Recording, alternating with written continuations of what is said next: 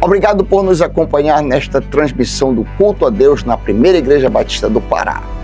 Somos uma igreja que expõe a palavra de Deus e cremos que a Bíblia é inerrante, infalível e suficiente para nos tornar mais parecidos com Jesus. Queremos te encorajar a estar conosco em nossos cultos presenciais aos domingos, às quartas e aos sábados. Assim, poderemos celebrar juntos o Deus vivo e aprendermos mais as verdades de sua palavra. Se você tomou alguma decisão, entre em contato conosco através do nosso site e das redes sociais. Queremos orar por você e ajudá-lo na sua caminhada com Cristo. Que Deus te abençoe copiosamente em nome de Jesus. Amém. Vamos dar continuidade ao nosso estudo sequencial, versículo por versículo, na carta de Paulo aos Efésios. Chegamos agora, meus irmãos, à segunda parte da conclusão magnífica da doxologia, ou hino de louvor, em que o apóstolo exalta a Deus pela gloriosa salvação em Cristo Jesus. Aqui em Efésios capítulo 1, verso 11 a 14, nós somos chamados a contemplar uma verdade gloriosa. Deus selou e garantiu a nossa herança eterna em Cristo Jesus pelo Espírito Santo. No sermão anterior, ao expormos Efésios 1, versos 11 e 12, nós contemplamos a herança divina, o seu fundamento, Cristo, sua origem no conselho eterno de Deus, seu propósito eterno de glorificar a Deus e o fato de que essa herança só pode ser recebida pela fé. Foi isso que nós vimos no estudo anterior. Agora avançamos para considerar como Deus assegura aos seus filhos de fato que eles são herdeiros legítimos dessa herança gloriosa. Essa é precisamente a ênfase dos versículos 13 e 14 que nós vamos examinar essa noite. O tema do sermão, portanto, é a garantia da herança. E nós vamos dividir o estudo em dois movimentos, correspondente aos dois versículos. Primeiro, no versículo 13, veremos o selo com o Espírito, a certeza presente. Segundo, nós veremos a promessa de Deus, a garantia futura. Hoje, porém, nós vamos concentrar nossa atenção apenas no primeiro subponto, o selo do Espírito como certeza presente. Vamos ler, portanto, Efésios capítulo 1, verso 13. Efésios 1, verso 13, diz assim a palavra do Senhor. Em quem também vós, depois que ouvistes a palavra da verdade, o evangelho da vossa salvação, tendo nele também crido, fostes selados com o Santo Espírito da promessa. Eu vou ler o 14 para a gente seguir logo no bloco todo. O qual é o penhor da nossa herança até o resgate da sua propriedade, em louvor da sua glória. Vamos orar. Pai, nós pedimos ao Senhor que Tu te manifestes a nós nessa noite de uma maneira especial, íntima, que o Senhor nos dê mais do Seu Espírito, nos ajude, Senhor, a compreendermos mais da herança que temos e a testemunharmos do Senhor no mundo, em nome de Jesus. Amém. A palavra selados aqui tem sido alvo de muitas disputas entre os intérpretes bíblicos. Trata-se de um assunto extremamente desafiador, meus irmãos, e em muitos aspectos é a doutrina mais difícil que já tive a responsabilidade de expor. Talvez, de fato, seja a mais complexa e misteriosa de todas as doutrinas presentes no corpo teológico paulino, até mais do que a doutrina da eleição que eu já expus aqui. Mas a pregação expositiva fiel nos obriga a encará-la com temor, reverência e humildade e proclamá-la com clareza, ainda que nós estejamos lidando com assuntos que excedem a nossa limitada compreensão. Eu não vou me ocupar das muitas opiniões divergentes entre os intérpretes, mas antes eu vou cumprir o encargo, me esforçar para cumprir o encargo que cabe a um expositor fiel. Submeter-me ao texto e deixar que a própria Escritura interprete a si mesma, a fim de que a clareza do texto bíblico guie a nossa compreensão e prevaleça sobre os ecos da opinião ou de tradições. Meu dever como expositor da palavra não é moldar o texto às minhas preferências ou ao que é mais conveniente ensinar, nem preservar o conforto de um status quo teológico ou eclesiástico, mas me submeter inteiramente à autoridade das Escrituras, permitindo que ela fale com liberdade, mesmo quando confronta as nossas certezas e compreensão. Afinal, todo o conselho de Deus deve ser pregado. E a doutrina que temos agora diante de nós e que deve ser proclamada é esta: o selo com o Espírito Santo. O ensino concernente à selagem espiritual aparece 3 vezes nas epístolas paulinas. A primeira passagem de todas é 2 Coríntios 1:22. Você pode ouvir, eu vou passando rapidamente por isso daqui. Que também nos selou e nos deu o penhor do Espírito em nosso coração. 2 Coríntios 1:22. A segunda passagem é o nosso texto, Efésios 1:13, nós acabamos de ler. E a terceira referência é Efésios 4:30. Diz assim: e não entristeçais o Espírito de Deus, no qual fostes selados para o dia da redenção. Então, a recorrência desse ensino nas cartas paulinas nos revela a extrema importância de se entender exatamente do que isso daqui se trata, o que se trata o selo do Espírito. O selo é evidentemente uma figura de linguagem, uma metáfora espiritual, relacionada a uma realidade espiritual concreta e objetiva na experiência do crente. Para compreendermos o que Paulo está afirmando em relação à selagem espiritual, nós precisamos formular a pergunta fundamental aqui: quais são as funções e propósitos normais de um selo nas Escrituras? Somente quando nós respondermos a essa questão, à luz do uso bíblico histórico dessa imagem, nós vamos poder responder essa pergunta e captar a riqueza espiritual da metáfora empregada pelo apóstolo aqui. O selo tem 3 funções principais nas Escrituras. A primeira é indicar posse ou propriedade. Os selos eram usados no mundo antigo para marcar quem é dono de algo. No livro de Cânticos, a noiva pede ao noivo para ser marcada como propriedade exclusiva do seu amado, tanto no coração dele quanto no braço. Ou seja, um afeto interior, íntimo, mas também visível, público. Nós lemos em Cânticos, capítulo 8, verso 6, ouça: põe-me como selo, a noiva diz ao noivo, sobre o teu coração, como selo sobre o teu braço, porque o amor é forte como a morte. Então esse é o primeiro uso da palavra selo. A segunda finalidade para a qual um selo é usado é para indicar segurança, proteção ou inviolabilidade. Quando Jesus foi sepultado, vocês conhecem essa história, as autoridades judaicas pediram a Pilatos que a polícia romana guardasse o sepulcro com segurança para evitar que os discípulos de Jesus viessem e alegassem uma suposta ressurreição. E assim os soldados romanos procederam sob as ordens de Pilatos, conforme nós lemos em Mateus 27, 66. Ouça: indo eles, os guardas, montaram guarda ao sepulcro, selando a pedra e deixando ali a escolta. Sentido de inviolabilidade aqui. E a terceira finalidade principal para a qual um selo era usado era para autenticar, validar, confirmar, certificar a veracidade ou autoridade de algo. Isso fica bastante evidente, bastante claro no episódio em que Jezabel, esposa do rei Acabe, trama a morte de Nabote para que Acabe possa tomar a sua vinha. Ela redige cartas fraudulentas e as sela com o selo real de Acabe para que tivessem autoridade e fossem aceitas como autênticas. A gente vê isso no primeiro livro de Reis, capítulo 21, verso 8. Ouça: então escreveu cartas em nome de Acabe, Jezabel no caso, selou-as com o sinete dele e as enviou aos anciãos e aos nobres que havia na sua cidade e habitavam com Nabote. Nesse sentido aqui nós temos no Novo Testamento uma das referências mais significativas ao conceito de selo aplicado diretamente à pessoa de Cristo.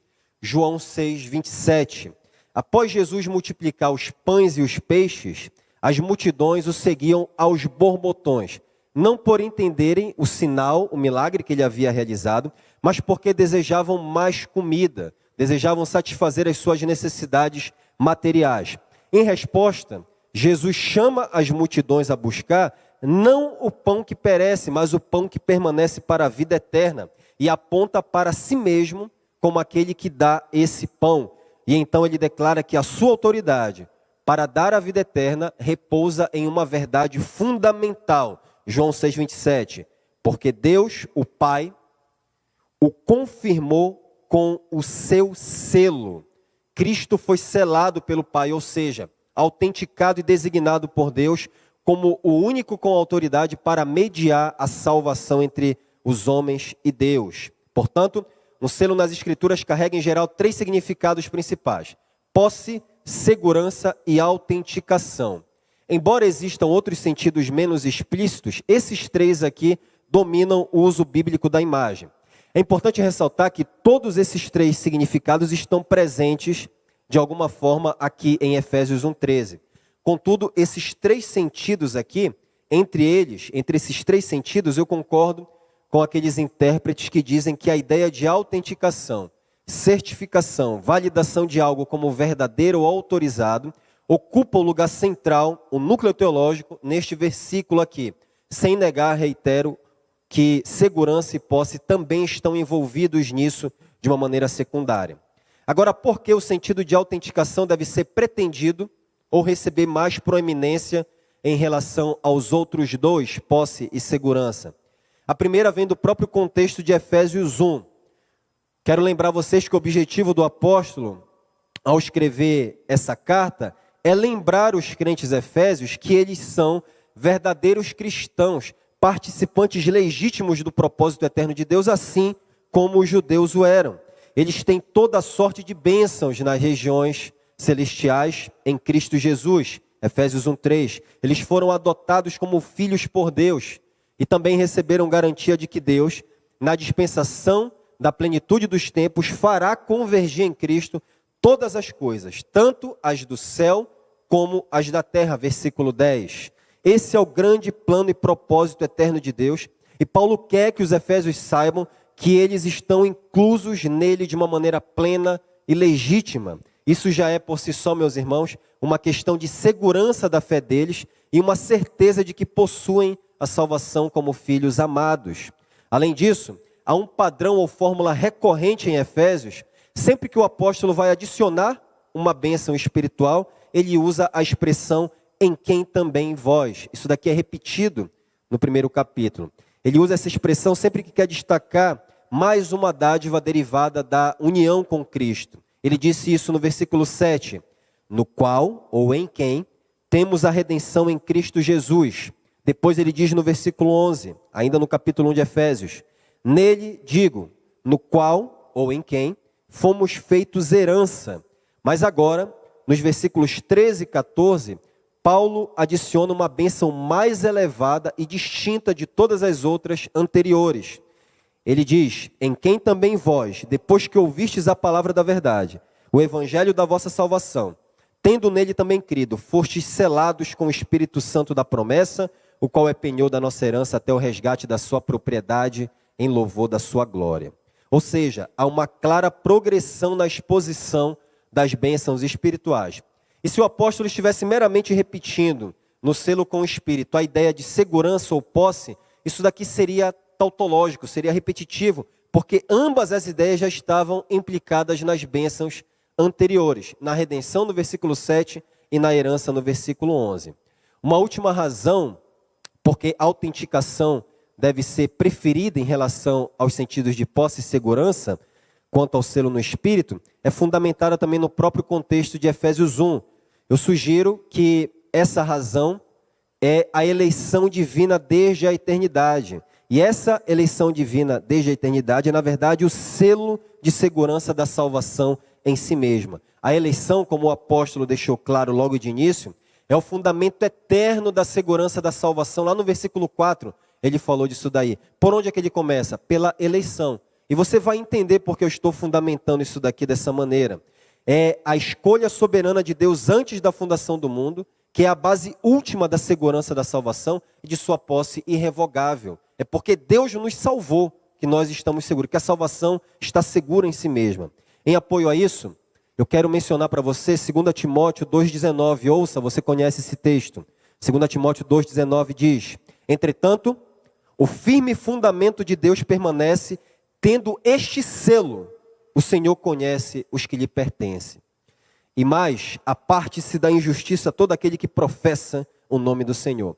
Paulo refere-se aqui claramente à eleição divina soberana, que não pode ser abalada por heresias ou fracassos humanos. A eleição é o selo que assegura a salvação. Portanto, não há necessidade de um segundo selo do Espírito com o mesmo fim. E a responsabilidade prática que acompanha a identidade daqueles que foram selados com a eleição divina é se apartar do pecado, se separar da injustiça. Assim, se o apóstolo já apresentou nos versículos anteriores a ideia de segurança e posse de salvação, o selo com o Espírito em Efésios aponta de forma evidente para algo distinto. Uma bênção que confirma, autentica e valida todas as outras. O apóstolo já havia assegurado que em Cristo, pela sua morte e ressurreição, os crentes receberam uma herança. Nós vimos isso. Vimos a natureza dessa herança no estudo passado. Mas surge a pergunta inevitável: como podemos ter certeza de que somos herdeiros legítimos, verdadeiros participantes dessa herança gloriosa? Como saber que é verdade que a herança que ainda não possuímos plenamente, de fato nos pertence? Como nós podemos ter a certeza de que vamos possuí-la plenamente na glória futura, especialmente quando neste mundo nos vemos tão frágeis, pobres, desprezados e constantemente pressionados pelo mundo, a carne e pelo diabo? Como saber se após crermos em Cristo Jesus, nós permaneceremos firmes até o fim? Como nós podemos ter certeza disso? A maneira que nós podemos ter a autenticação confirmatória de que isso é verdade a nosso respeito, diz o apóstolo, é a selagem espiritual. Um selo foi colocado sobre os crentes, não apenas para indicar que somos posse ou propriedade de Deus, nem também como uma mera questão de segurança, de inviolabilidade. Isso está envolvido, não nego, mas o selo nesse contexto assume principalmente a função de atestar que os crentes pertencem a Cristo, de que eles verdadeiramente são filhos de Deus. Imagine que um homem rico escreve um testamento e declara nominalmente o seu herdeiro. Em seguida, ele assina o documento e finalmente o guarda em um cofre. Observe que há 3 camadas distintas aqui nesse processo. O homem rico escolheu os herdeiros, assinou o documento e guardou esse documento em um cofre inviolável.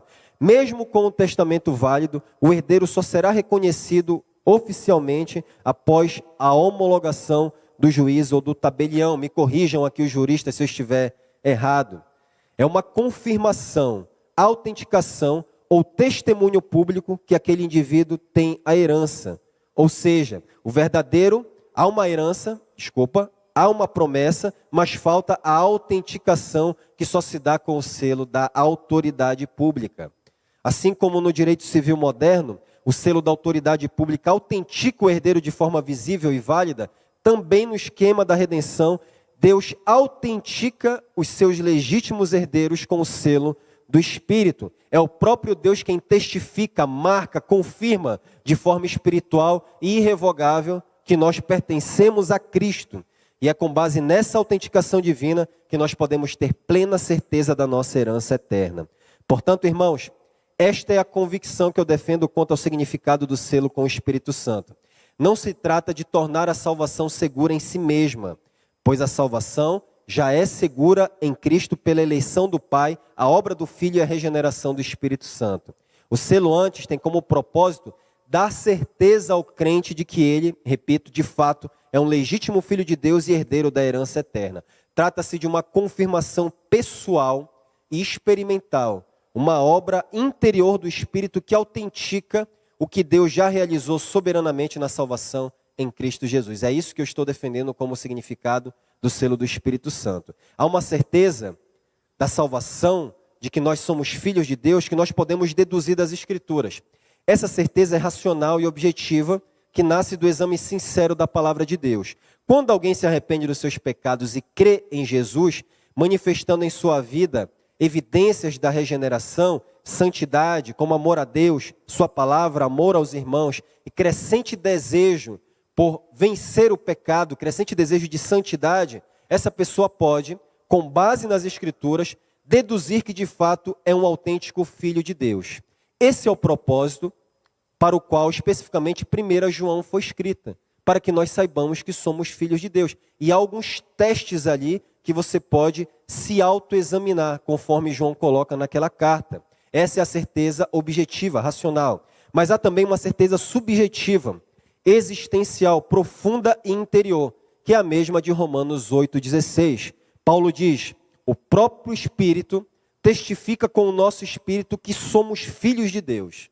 Aqui não se trata de mera dedução, mas de uma comunicação direta e inconfundível do Espírito Santo com o nosso espírito, ultrapassando a certeza da dedução racional e enchendo o nosso coração de gozo, paz e ousadia como filhos amados.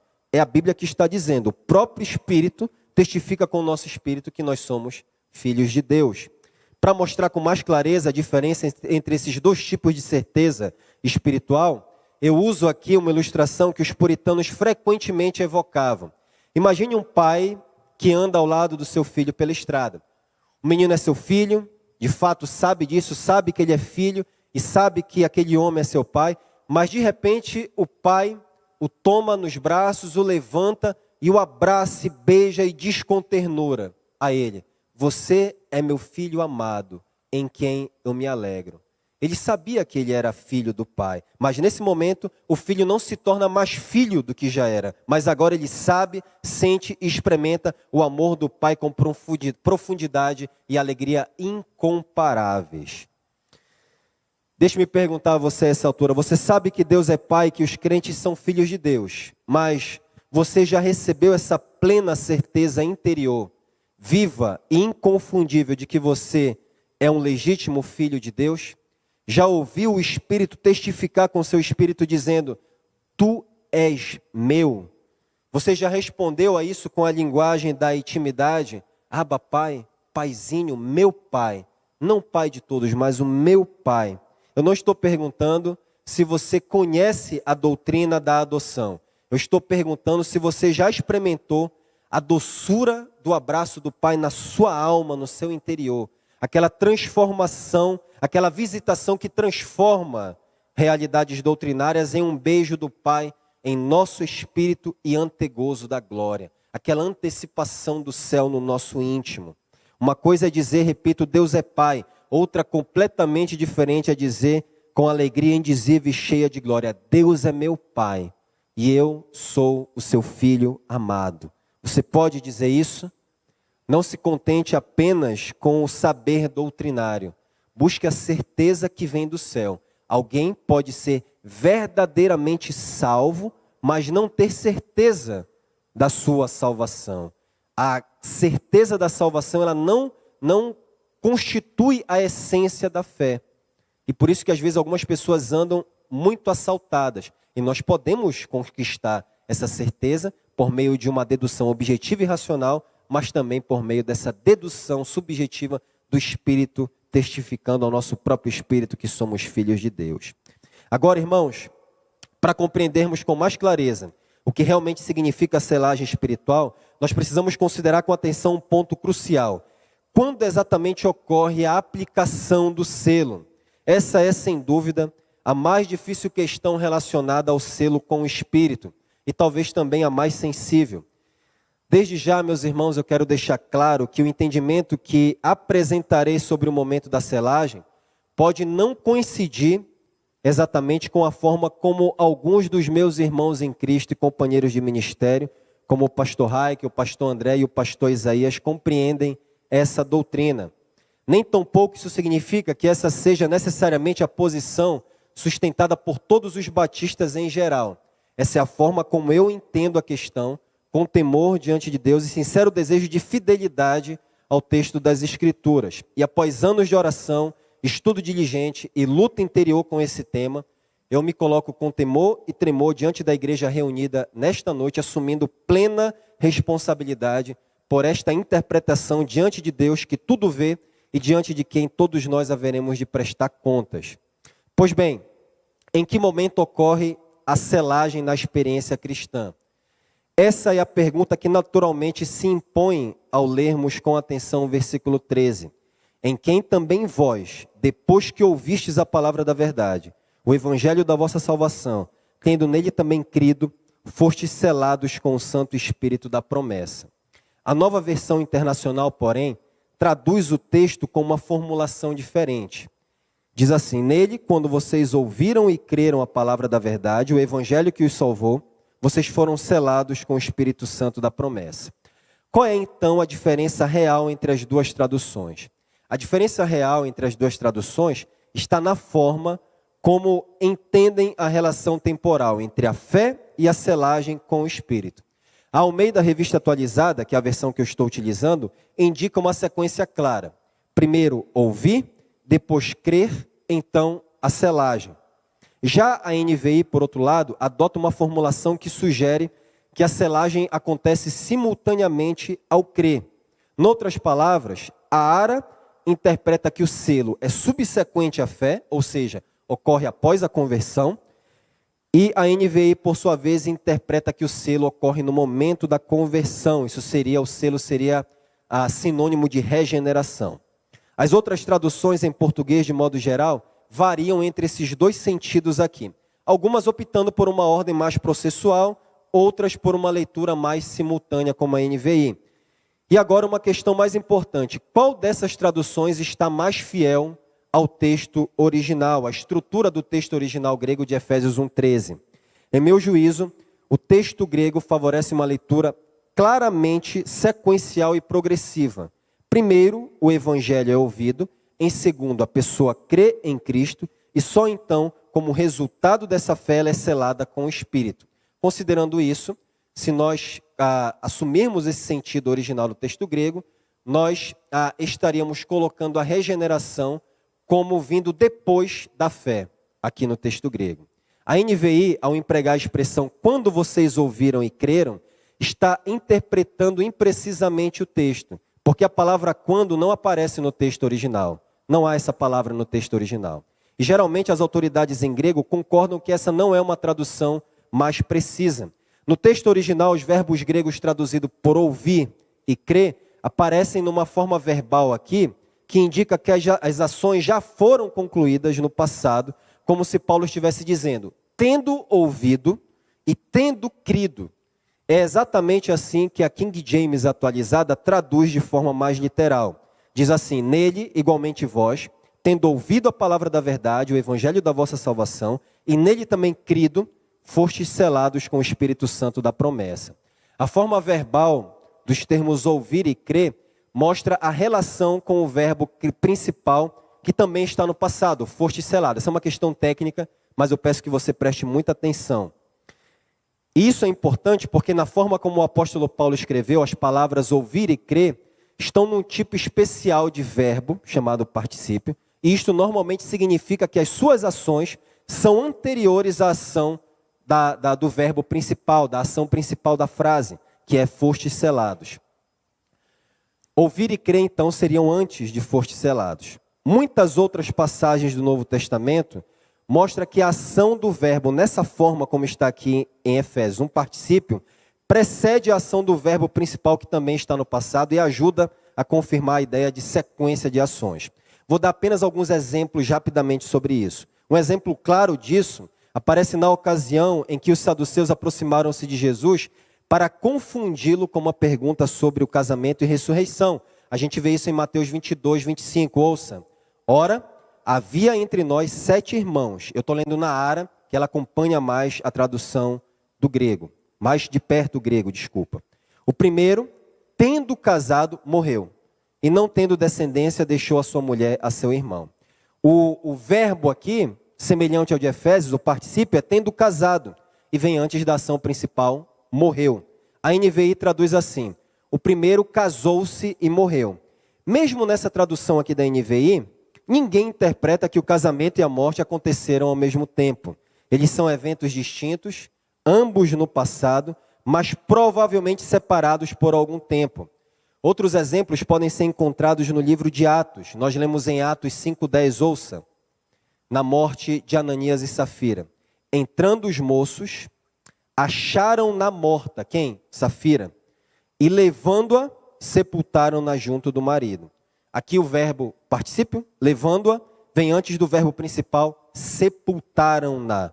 Eles eram eventos distintos E o ato de carregar a Safira claramente precede a ação de sepultá-la. Eles não carregaram e ela morreu, mas eles carregaram antes e depois ela morreu. Mesmíssima estrutura que aparece em Efésios 1:13. E aí tem outros exemplos, se você quiser anotar e conferir depois. Atos 13:51, Atos 16:6, Atos 16:24 e assim por diante. Portanto, em todas essas passagens e em muitas outras do Novo Testamento, nós vemos que a ação expressa pelo verbo normalmente ocorre, o verbo no passado normalmente ocorre antes da ação principal. Essa estrutura é usada com frequência no Novo Testamento e é exatamente esse padrão que Paulo segue em Efésios 1:13. É por isso que a Almeida Revista Atualizada, mesmo sem também traduzir palavra por palavra, o texto grego aqui está correta quando ela traduz: depois que ouvistes, tendo nele também crido, fostes selados, indicando uma sequência temporal. Essa tradução aqui não está apenas comunicando o conteúdo do texto original, mas expondo com fidelidade a sua estrutura e o seu significado real, deixando claro que a selagem com o Espírito, meus irmãos, acontece depois da conversão, como uma obra subsequente da graça que confirma e autentica internamente aos crentes de que eles são verdadeiros filhos de Deus. É aqui que reside uma diferença fundamental. A fé vem primeiro no coração do crente, e ele se apropria de Cristo e clama com confiança: Cristo é meu. Mas o selo do Espírito vem depois e sussurra ao coração com ternura irresistível: tu és meu. E eu dou suporte a essa interpretação, chamando a sua atenção para um detalhe essencial.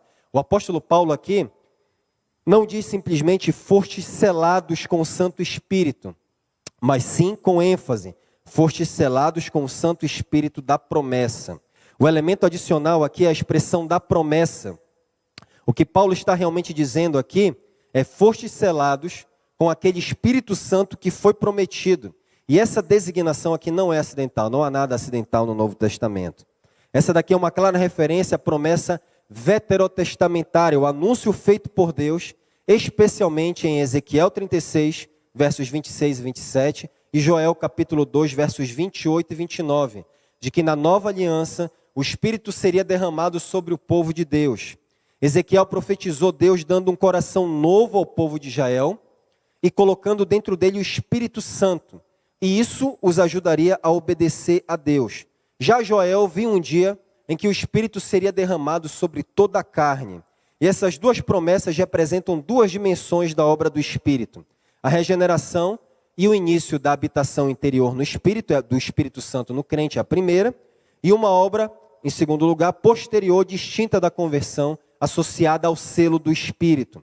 A promessa de Ezequiel 36 refere-se à regeneração com a habitação do Espírito, e o seu cumprimento se dá no cenáculo, no momento em que Jesus ressurreto sopra sobre os seus discípulos e declara que eles estão recebendo o Espírito Santo, conforme nós lemos em João capítulo 20, verso 22, ouça: e havendo dito isto, soprou sobre eles e disse-lhes: recebei o Espírito Santo. João 20, verso 22. O verbo soprar aqui é o mesmo verbo usado na Septuaginta, que é a tradução grega do Antigo Testamento, de Gênesis 2:7, quando Deus soprou o fôlego de vida em Adão.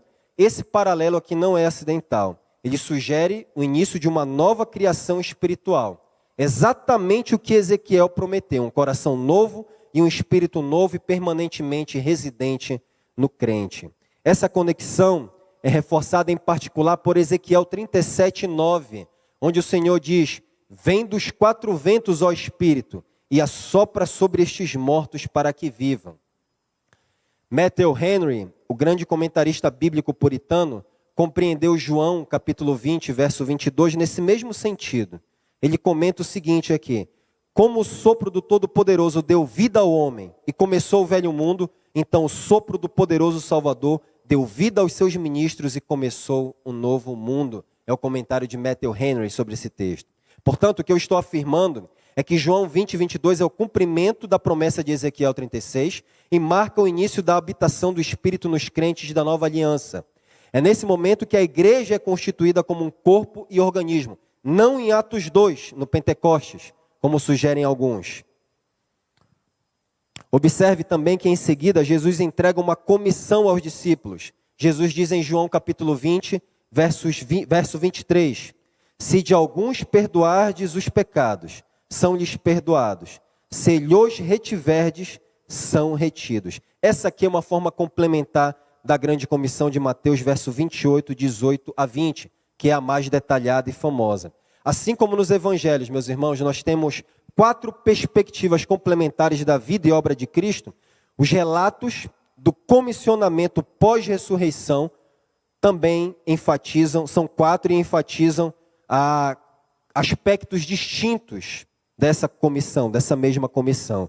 Por isso nós podemos dizer com propriedade que há grandes comissões no plural e todas são essenciais para compreendermos a missão da igreja em sua totalidade. Então meu ponto é este, em João 20 e 22, nós temos uma expressão complementar da comissão de Mateus 28, com ênfase na continuidade da missão reconciliadora de Jesus. Assim como o Pai me enviou, também os envio. Portanto, se em João 20 e Mateus 28 ainda não havia uma igreja formada como um corpo e organismo, ainda que de modo embrionário, mas apenas um núcleo apostólico regenerado, então a grande comissão se limitava apenas aos apóstolos e nada tem a ver conosco, se não era para a igreja, se não havia já uma igreja embrionária ali.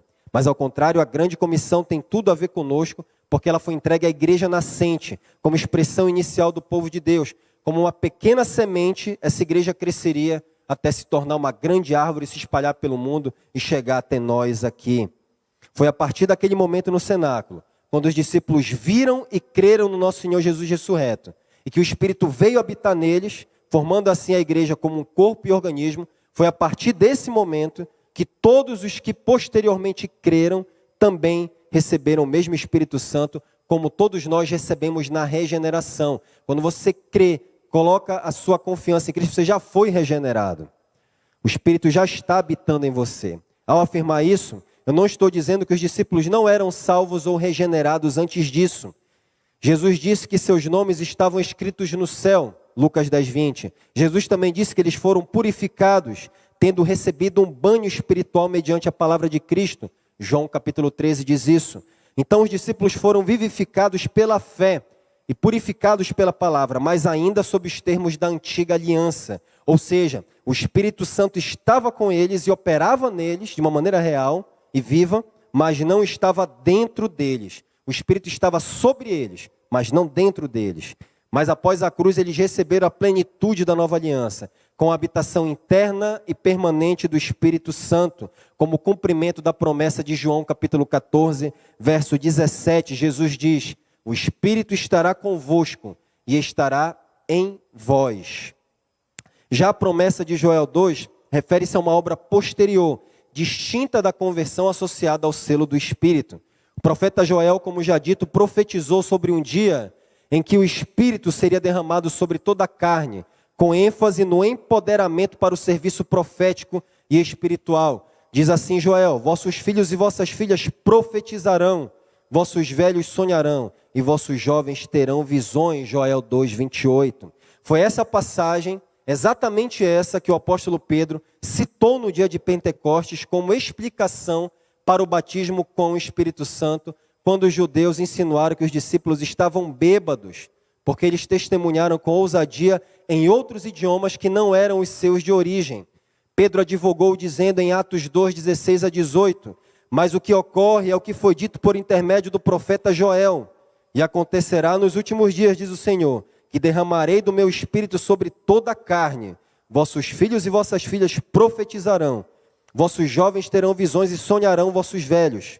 Até sobre os meus servos e sobre as minhas servas derramarei do meu espírito naqueles dias, profetizarão. Pedro está dizendo que o que estava ocorrendo no Pentecostes é cumprimento da profecia de Joel. Poder espiritual para proclamar, testificar, anunciar as grandezas de Deus. E você vê isso muito claramente na vida dos apóstolos, que já eram regenerados, passaram 3 anos com Jesus, aprendendo diretamente dele, participaram da vida de Jesus, receberam o Espírito Santo interiormente, mas Jesus disse: vocês precisam de poder espiritual para cumprir a grande comissão. Aguardem, não saiam de Jerusalém até que eu mande o Espírito sobre vocês. Essa era a mensagem central de João Batista, que veio para preparar o caminho para o Messias. João Batista, quando perguntado se era o Cristo, fazia questão de distinguir o seu ministério em relação ao do Senhor Jesus em termos de derramamento do Espírito Santo. Ele pregou em Lucas 3, 16 e 17. Eu, na verdade, vos batizo com água, mas vem o que é mais poderoso do que eu, do qual não sou digno de desatar-lhes as correias das sandálias. Ele vos batizará com o Espírito Santo e com fogo. Jesus também ensinou nos mesmos termos. Ele disse em Lucas 11, 13, ora, se vós que sois maus sabeis dar boas dádivas aos vossos filhos, quanto mais o Pai Celestial dará o Espírito Santo àqueles que lhe o pedirem. Chama a sua atenção aqui para essa declaração em particular. O contexto aqui é de importunação na oração, não é sobre regeneração. Em nenhum lugar das Escrituras nós somos comandados a orar para sermos regenerados. Isso é uma completa impossibilidade e inversão da ordem da salvação. Jesus está falando aqui de uma grande bênção espiritual posterior à fé. Uma outra declaração significativa de promessa de vinda do Espírito Santo é João 14,16, que nós lemos aqui, passamos por ele no início do nosso culto, onde Jesus disse, eu rogarei ao Pai e ele vos dará outro Consolador, a fim de que esteja para sempre convosco. Isso é uma grande promessa da presença do Espírito para os crentes, meus irmãos, não para os descrentes. E ainda há muitas outras promessas relacionadas à vinda do Espírito Santo no Evangelho de João, mas nós não temos tempo de conferir todas elas. E Jesus também viu no Pentecostes o cumprimento dessa promessa de vinda do Espírito. Foi essa promessa, a promessa do Pai, o Santo Espírito da promessa, que o nosso Senhor disse que os discípulos deveriam aguardar antes de saírem de Jerusalém para cumprir a grande comissão, como já dito. Ele ordenou em Atos capítulo 1, versos 4 e 5, e comendo com eles, determinou-lhes que não se ausentassem de Jerusalém, mas que esperassem a promessa do Pai, a qual disse ele, de mim ouvistes, porque João na verdade batizou com água, mas vós sereis batizados com o Espírito Santo, não muito depois desses dias. E depois do glorioso acontecimento do Pentecostes, Pedro faz a esclarecedora conclusão em Atos 2:33. Diz assim, Pedro, exaltado pois a destra de Deus, tendo recebido do Pai a promessa do Espírito Santo, derramou isto que vedes e ouvis. Não dá para ver regeneração. Vedes e ouvis é o que ele está dizendo. Regeneração é inconsciente, é dentro do Espírito.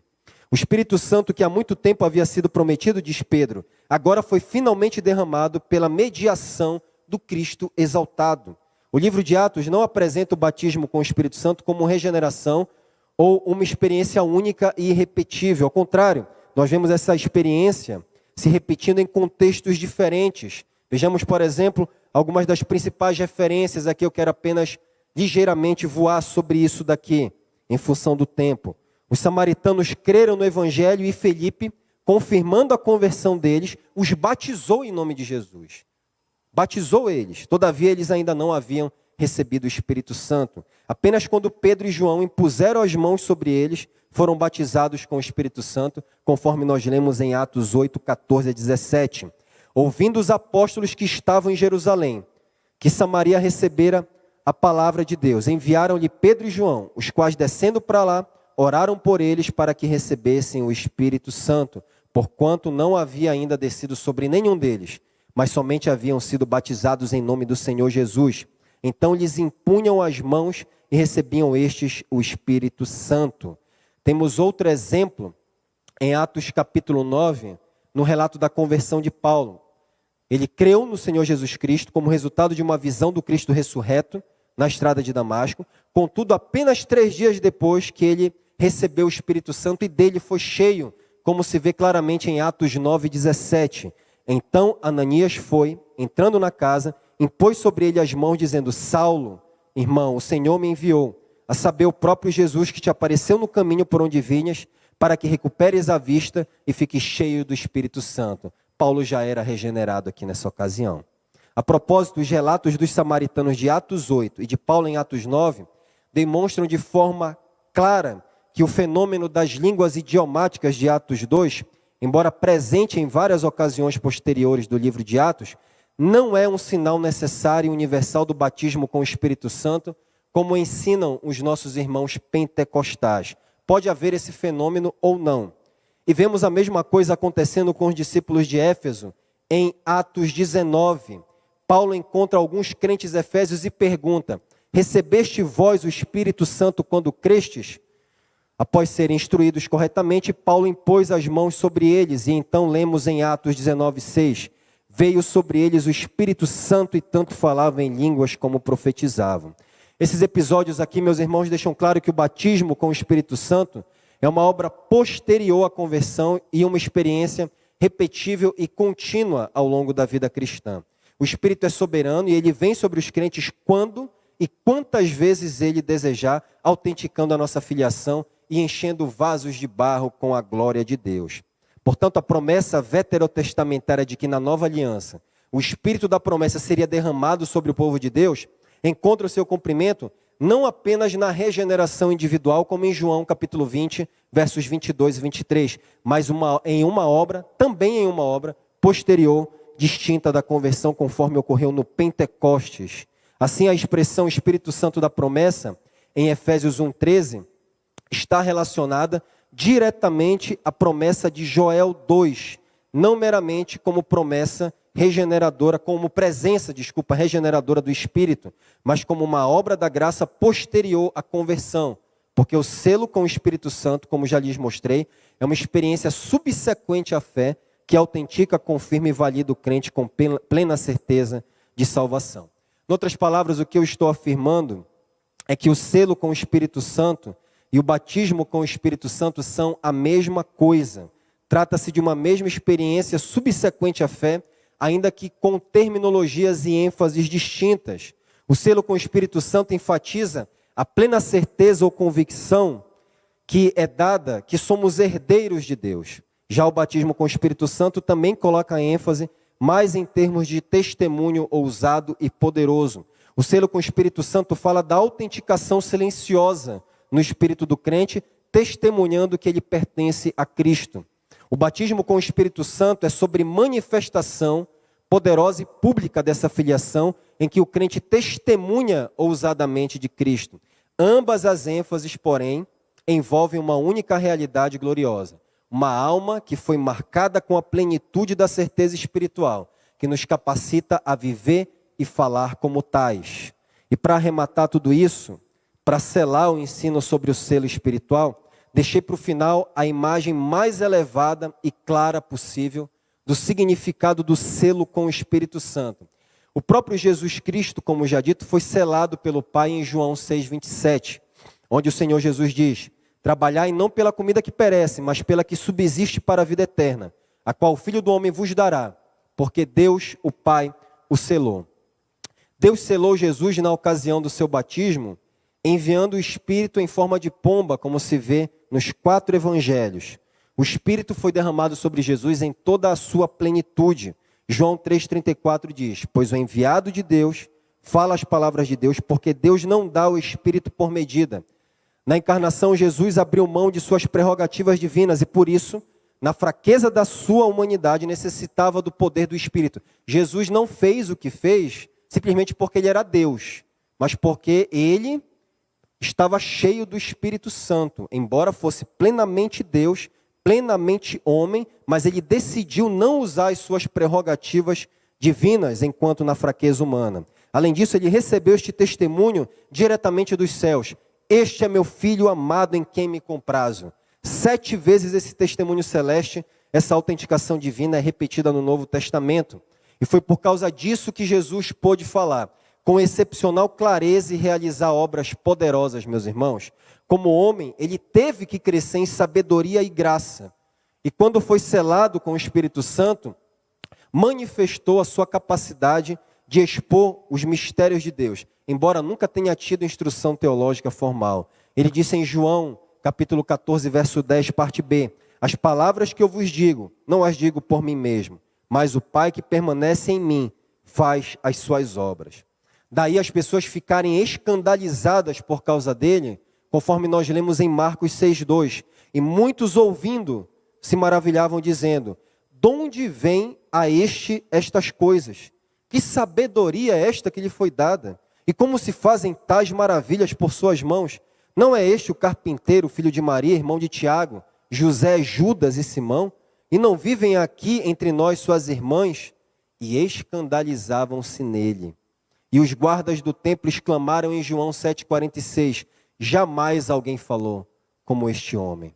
Portanto, o Pai selou o Filho, não para que fosse salvo, não para que fosse regenerado, nem mesmo para que fosse santificado. Jesus jamais precisou ser regenerado.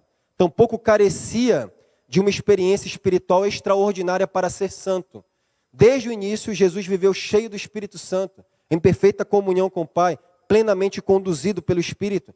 Pouco antes de ser batizado, inclusive, ele já havia dado provas claras da sua total consagração a Deus, resistindo com firmeza às tentações do diabo, sem ter tido nenhuma confirmação, testemunho do Espírito nele. Em outras palavras, Jesus viveu em santidade real desde sempre, não porque recebeu uma segunda bênção para ser santificado, mas porque vivia cheio do Espírito Santo desde o início.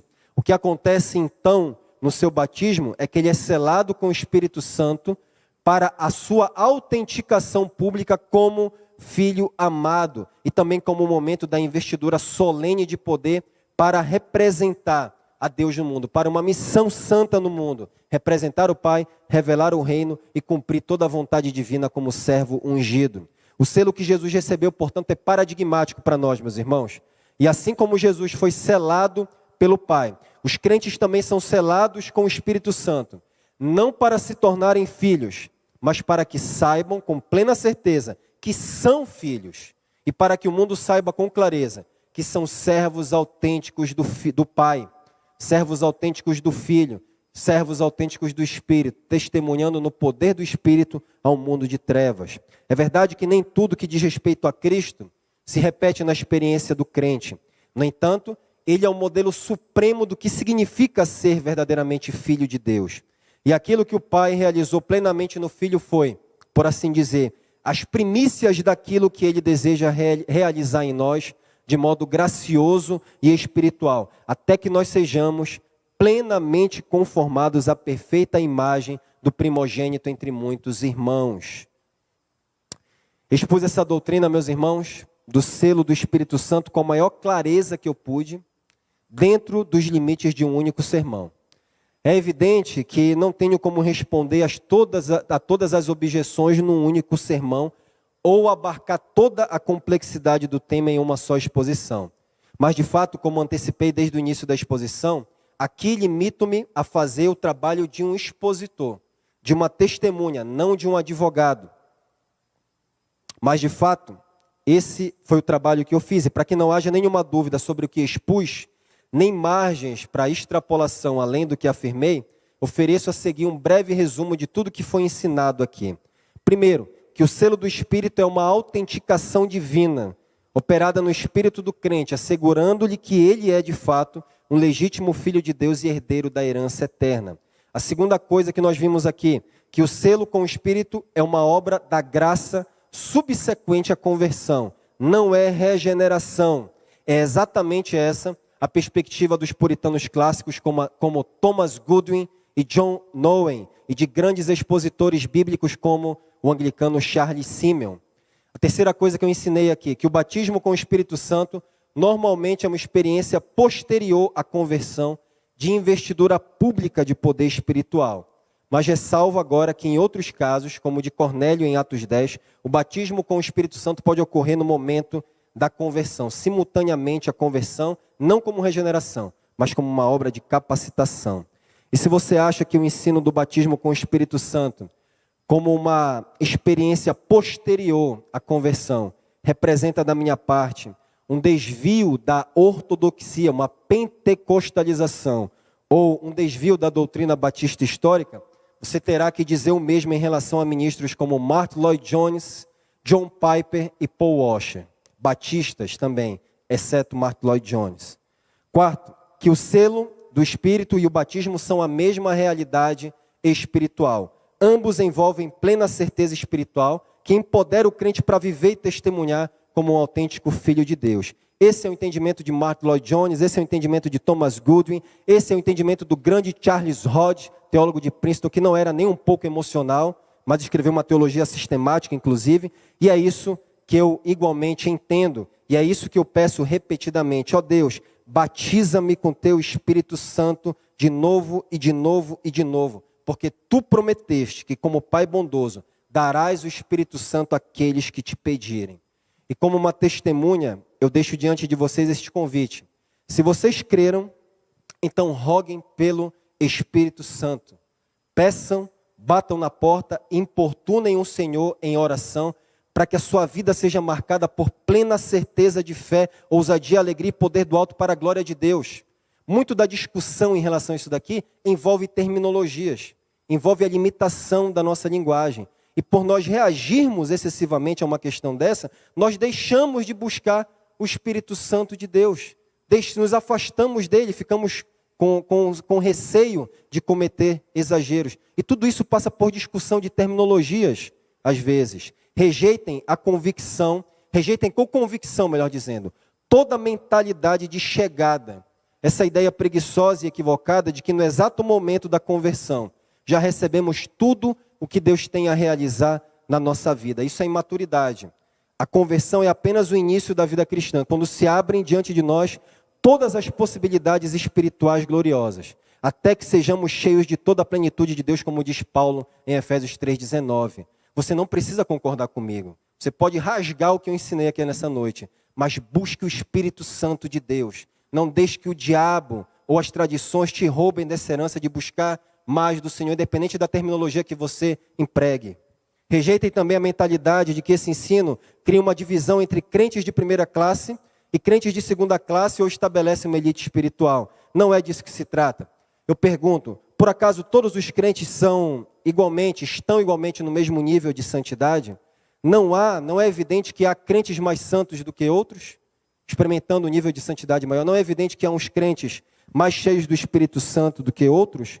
O Espírito está disponível a todos. É a mesma coisa com a questão do selo com o Espírito Santo. Ele está disponível a todos, mas nem todos o buscam com a mesma intensidade e importunação. A diferença está na disposição do coração. Alguns cônscios da sua miséria e da herança que têm em Cristo, clamam com fervor por mais de Deus. Outros, por ignorância ou autossatisfação, se contentam com mixarias espirituais. Qual é o seu caso? E eu deixo ainda um encorajamento e exortação pastoral final. Embora o selo do Espírito não seja o mesmo que santificação, ele é um poderoso estímulo para a santificação. Como está escrito em João 14:21.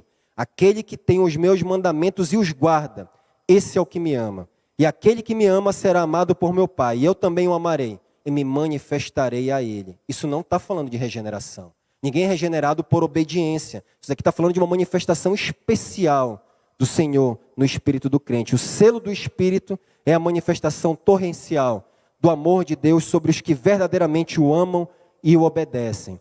Aqueles que desejam mais do Espírito Santo devem primeiro buscar ser santos. Esse é o caminho para receber mais do Espírito. E Deus está disposto a conceder esta bênção a todos aqueles que o buscam, conforme Jesus prometeu no livro de Lucas. Vamos orar, queridos? Pai, nós pedimos que o Senhor manifeste mais do Senhor mesmo a nós e do teu poder, ó Pai. Nós não queremos viver uma fé puramente racional, mas também experimental. Nós queremos viver a realidade da doutrina que nós cremos e ensinamos. Não queremos entristecer o teu Santo Espírito ou apagá-lo. Queremos buscá-lo com discernimento, com exame, nos relacionarmos com o teu Espírito Santo, sermos mais cheios do Senhor. E quem pode dizer qual é o limite nessa vida para nós recebermos mais da tua plenitude? Quem pode dizer qual é a tua plenitude? Quem alcançou a plenitude do Senhor nessa vida? Quem pode dizer isso? Mas é por isso que Paulo ora por todos os crentes, para que nós sejamos cheios de toda a plenitude de Deus. Não entendemos bem isso daí, não entendemos a medida disso, mas nós queremos mais do Senhor. Que o Senhor venha com seu Espírito sobre a tua igreja e nos encha, em nome de Jesus. Amém.